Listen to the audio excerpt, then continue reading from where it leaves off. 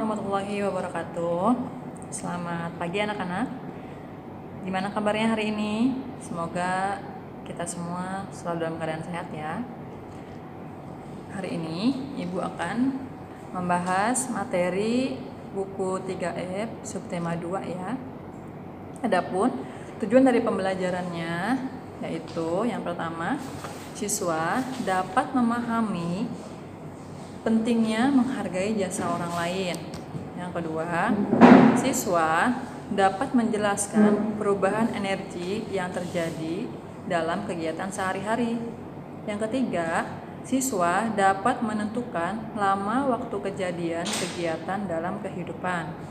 Yang keempat, siswa dapat mengenal gerakan kuat dan lemah dalam tarian dengan iringan lagu daerah. Baiklah, sekarang kita buka bukunya ya, subtema 2, perubahan energi. Di sekitar kita banyak terjadi perubahan energi. Perubahan energi tersebut sangat bermanfaat bagi manusia. Sebagai contoh, perubahan energi cahaya matahari menjadi energi kimia pada tumbuhan. Perubahan energi kimia menjadi energi panas pada kompor gas. Perubahan energi listrik menjadi energi panas pada setrika. Perubahan energi apa lagi yang terjadi pada kehidupan sehari-hari? Mari kita pelajari bersama ya. Perubahan energi. Berdasarkan sifatnya, energi tidak dapat dimusnahkan. Energi tidak akan punah atau hilang, melainkan berubah menjadi energi lain. Perubahan energi sangat bermanfaat bagi kehidupan kita. Berikut berbagai macam perubahan energi yang terjadi di sekitar kita. Perhatikan kedua gambar berikut ya. Pada gambar terjadi perubahan energi, yaitu makanan yang kita makan diolah dalam tubuh menjadi sari makanan. Sari makanan ini berubah menjadi energi panas. Kemudian, energi panas dalam tubuh diubah menjadi energi gerak. Nah, dengan energi gerak inilah tubuh kita dapat melakukan kegiatan sehari-hari. Makanan merupakan sumber energi kimia dalam tubuh. Selain peristiwa tersebut, contoh lain perubahan energi kimia yaitu energi kimia dapat berubah menjadi energi gerak. Contohnya, berbagai alat transportasi seperti mobil, motor, ataupun kereta uap. Batu bara pada kereta uap, bensin atau solar pada kendaraan bermotor merupakan sumber energi kimia. Jika bahan bakar tersebut terbakar, dapat menggerakkan alat transportasi. Energi kimia dapat berubah menjadi energi panas. Contohnya, gas LPG dan minyak tanah pada kompor. Jika kompor dinyalakan, akan timbul panas dan bisa kita gunakan untuk memasak. Kemudian, energi kimia bisa berubah menjadi energi listrik. Contohnya pada batu baterai. Baterai mengandung bahan kimia yang dapat menghasilkan listrik. Baterai digunakan untuk lampu senter, radio, arloji, dan mainan. Energi kimia juga dapat berubah menjadi energi cahaya pada saat menyalakan lilin atau lampu minyak. Selanjutnya, kita akan bahas energi listrik dalam kehidupan. Kalian bisa buka buku tematiknya ya, halaman 52. Pertama, perubahan listrik menjadi energi panas. Bisa kita jumpai pada beberapa alat rumah tangga. Contohnya, dispenser, penanak nasi, setrika, alat solder, dan masih banyak lagi. Di dalam alat-alat tersebut terdapat elemen panas. Ketika dialiri arus listrik, elemen panas menjadi panas. Selanjutnya, perubahan energi listrik menjadi energi cahaya. Contohnya, televisi, lampu, dan layar komputer. Contoh perubahan energi listrik menjadi energi gerak dapat kamu lihat pada beberapa alat seperti kipas angin, blender, bor listrik, mixer, dan lain-lain. Alat-alat tersebut dapat mengubah energi listrik menjadi energi gerak dengan bantuan motor listrik, sehingga poros atau as pada alat-alat listrik bergerak. Contoh perubahan energi listrik menjadi energi bunyi, misalnya bel listrik, sirine, dan radio. Ketika dialiri arus listrik, maka alat-alat itu akan mengeluarkan bunyi. Perubahan energi gerak menjadi bunyi. Contohnya, terjadi saat seseorang memainkan alat musik. Seorang pemain drum menggunakan energi geraknya untuk membunyikan drum, atau pemain gitar menggerakkan jari-jarinya untuk memetik senar gitar agar mengeluarkan bunyi. Perubahan energi cahaya menjadi energi listrik. Pada pembangkit listrik tenaga surya, cahaya matahari ditangkap kemudian diubah menjadi listrik oleh alat yang disebut panel surya. Perubahan energi gerak menjadi energi listrik. Contohnya, pada pembangkit listrik, tenaga air, dan tenaga angin. Aliran air dan angin akan memutar turbin. Berputarnya turbin akan menyebabkan generator berputar sehingga dihasilkan listrik.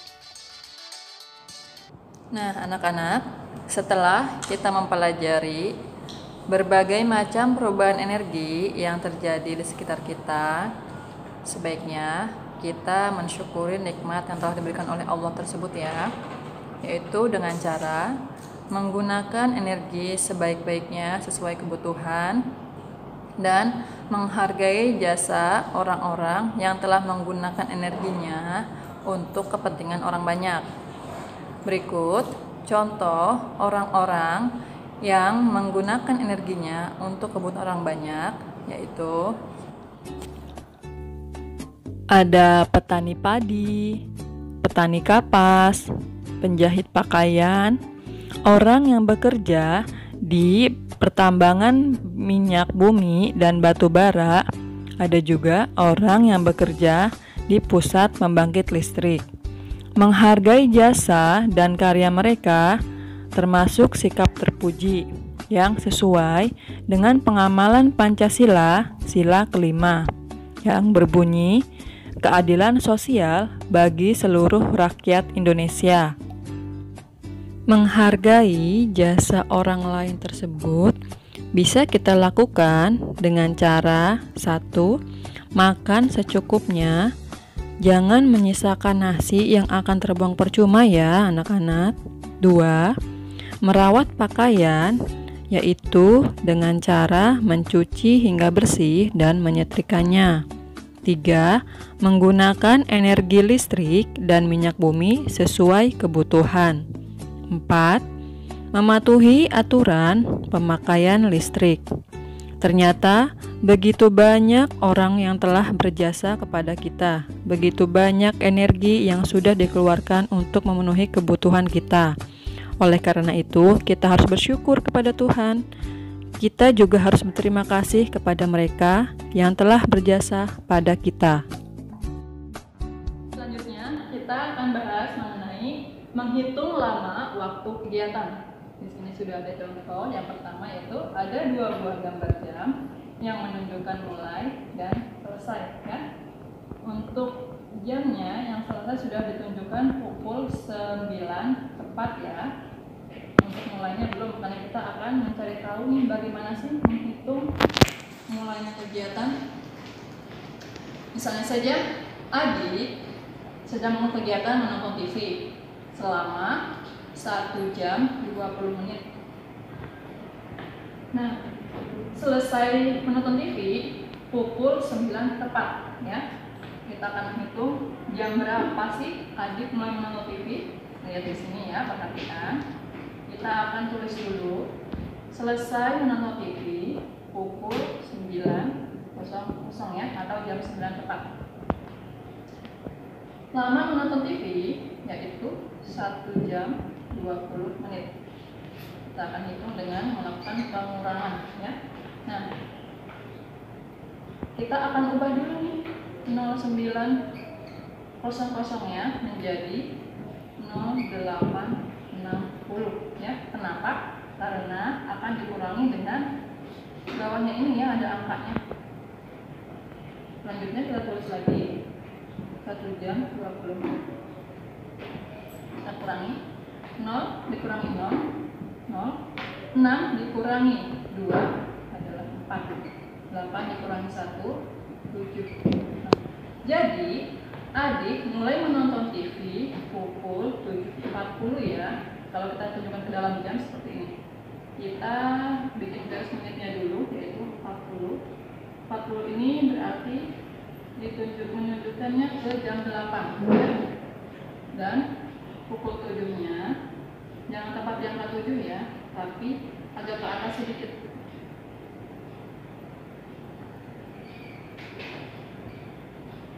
Seperti ini ya. Itu contoh yang pertama. Sekarang kita contoh yang kedua ya. Anto mulai belajar pukul 8.30. Anto selesai belajar pukul 10. Berapa lama Anto belajar? Yuk kita hitung sama-sama ya. Jawab, kita tulis dulu. Selesai Anto belajar pukul 10.00. Anto mulai belajar pukul 8.30 menit ya. Nah, karena di sininya menunjukkan 00 berarti tepat ya. Kalau kita mau kurangi, kita ubah dulu menjadi pukul 9.60 ya, seperti ini ya. Jam 10.00 kita rubah menjadi 9.60. Kita tulis ulang 08.30. Nah, baru kita kurangi. 0 dikurangi 0 adalah 0. 6 dikurangi 3, 9 dikurangi 8 adalah 1 ya. 0 dikurangi 0, 0. Kalau ada 0 di depan nggak usah ditulis ya, cukup seperti ini aja. Nah, 1.30 kita baca 1 jam 30 menit.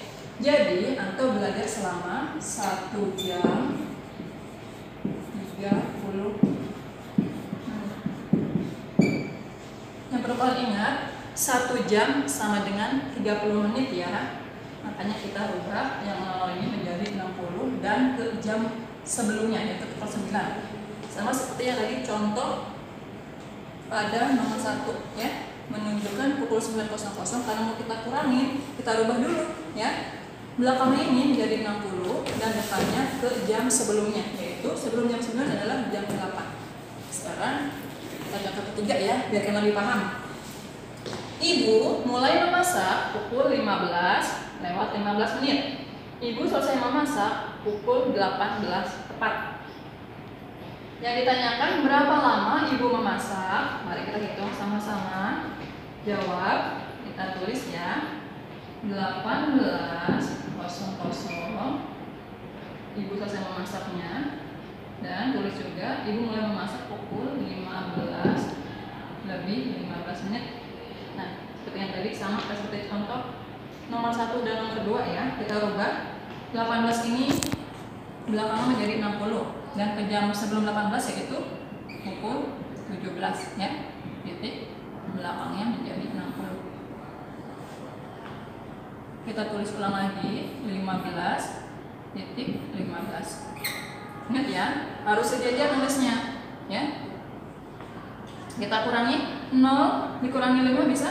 Tidak ya, berarti pinjam ke 6 menjadi 10 dikurangi 5. Nah, 6 ini berarti sisa 5. Berarti 5 dikurangi 1 yaitu 4. 7 dikurangi 5 adalah 2 ya. 1 dikurangi 1 0. Kalau 0 di depan tadi ya tidak usah ditulis mbak. Berarti di sini ibu memasak selama 2 jam 45 menit. Kita tulisnya 2.45 ya. 2 jam 45 menit. Nah, seperti ini. Gimana?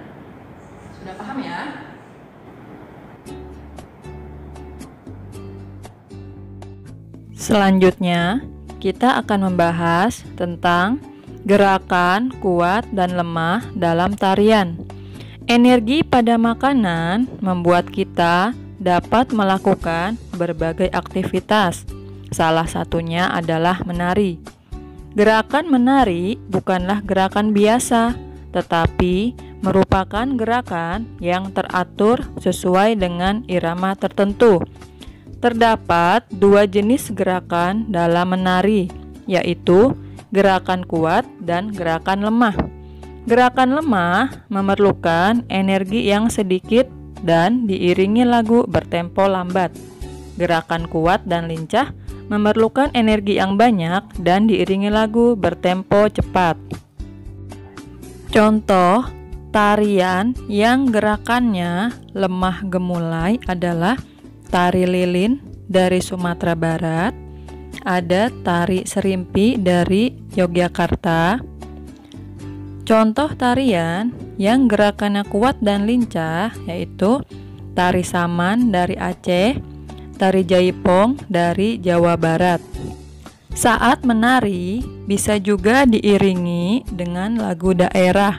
Contohnya lagu O Inani Keke dari Sulawesi Utara dapat mengiringi tarian dengan gerakan lemah.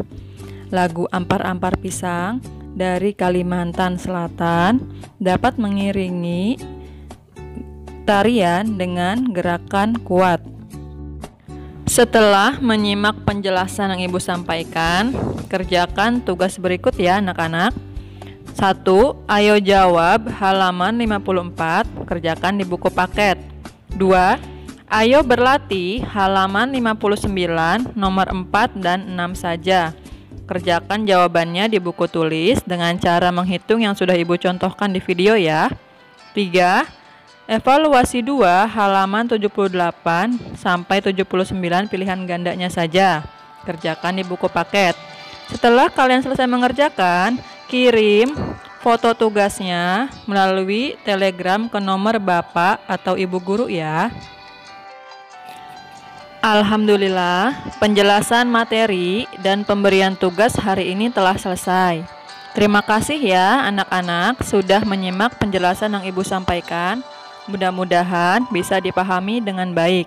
Sampai ketemu lagi di pembelajaran selanjutnya. Wassalamualaikum warahmatullahi wabarakatuh.